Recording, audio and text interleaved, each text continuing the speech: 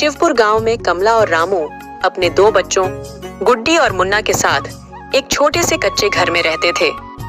रामू सेठ हरिनारायण के खेतों में मजदूरी करता था और कमला शांति देवी के घर साफ सफाई और रसोई का काम करती थी। दोनों दिन रात मेहनत करते थे ताकि घर का गुजारा चल सके। इस साल गर्मी अपने चरम पर थी। तापमान 45 डिग्री तक पहुंच गया था। पूरा गांव गर्मी से बेहाल था।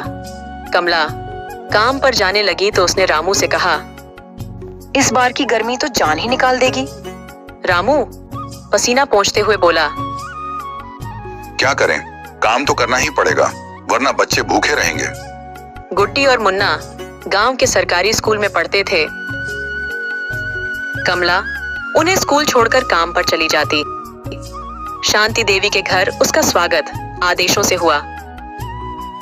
कमला जल्दी से काम निपटा लो, आज रवि का जन्मदिन है, तुम्हें मदद करनी होगी। कमला ने सिर हिलाया।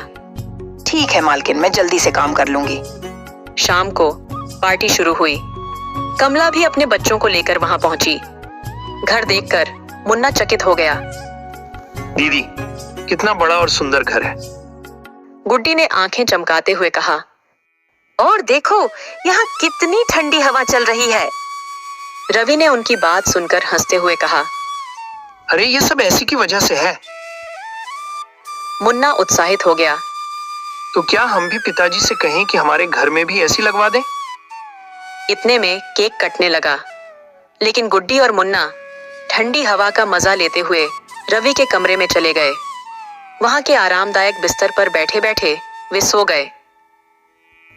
कुछ देर बाद सुमन आई और गुस्से से चिल्लाई, माँ देखो, ये दोनों गंदे बच्चे मेरे बिस्तर पर सो रहे हैं।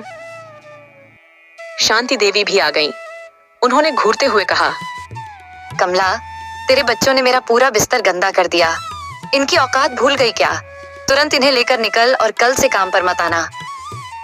कमला गिड़गिड़ाई, मालकिन बच्चे नादान हैं, माफ कर दीजिए, यह मेरी रोजी रोटी है। लेकिन शांति देवी ने बेरहमी से कहा, मुझे कुछ नहीं सुनना, निकल यहाँ से। कमला का काम छूट गया। घर का बोझ अब सिर्फ रामू के कंधों पर था। उस रात उनके पास खाने के लिए कुछ नहीं था।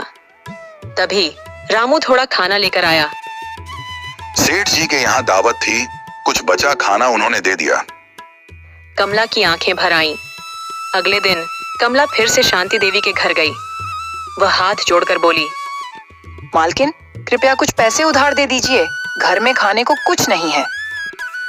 शांति देवी ने ठंडी आवाज में कहा, मेरे पास तुझे देने के लिए एक पैसा नहीं है, निकल यहाँ से। कमला दुखी मन से लौट रही थी। तभी उसने एक पोस्टर देखा, पकौड़े बनाने वाले की जरूरत है। उसने सोचा, मुझे पकौड़े बनाने आते हैं, क्यों ना मैं यहाँ काम करूं। कमला रमेश भाई की दुकान पहुंची और विनम्रता से बोली, भैया मुझे पकौड़े बनाना आता है, क्या मुझे यह काम मिल सकता है? रमेश भाई ने पहले उसे ग्राहकों को पकौड़े सर्व करने का काम दिया। धीरे धीरे उसने पकौड़े बनाना भी शुरू कर दिया। उसके बनाए पकौड़े ग्राहकों को बहुत पसंद आए। कुछ दिनों बाद रमेश भाई ने मुस्कुराते हुए कहा, कमला, तेरे हाथ में जादू है, अब हमारी दुकान की बिक्री भी बढ़ गई है। मैं दुकान में ऐसी लगवा रहा हूँ ताकि ग्राहक आराम से बैठ सकें। अब दुकान में ऐसी लग गया था, बिक्री दोगुनी हो गई। रमेश भाई ने कमला की तनख्वाह बढ़ा दी। एक दिन जब कमला घर जा रही थी, उसने एक सेकंड हैंड एसी की दुकान देखी। वहां एक पुराना एसी 10,000 रुपये में मिल रहा था। उसने दुकानदार से मोलभाव किया और 8,000 रुपये में एसी खरीद लिया। जब एसी घर में लगा तो गुड्डी और मुन्ना खुशी से झूम उठे। भैया, अब हमारे घर में भी ठंडी ठंडी हवा आती है। जल्द ही रामू ने भी सेठ हरिनारायण की मजदूरी छोड़कर पकौड़े की दुकान पर काम शुरू कर दिया। अब उनकी आमदनी अच्छी हो गई थी। गर्मी के बावजूद उनका परिवार एसी की ठंडी हवा में चैन से सोता। कमला ने बच्चों को प्यार से देखा और मुस्कुराई। बच्चों की खुशी से बढ़कर कुछ नहीं। और इस तरह मेहनत और आत्मसम्मान के साथ उनका जीवन खुशहाल बन गया।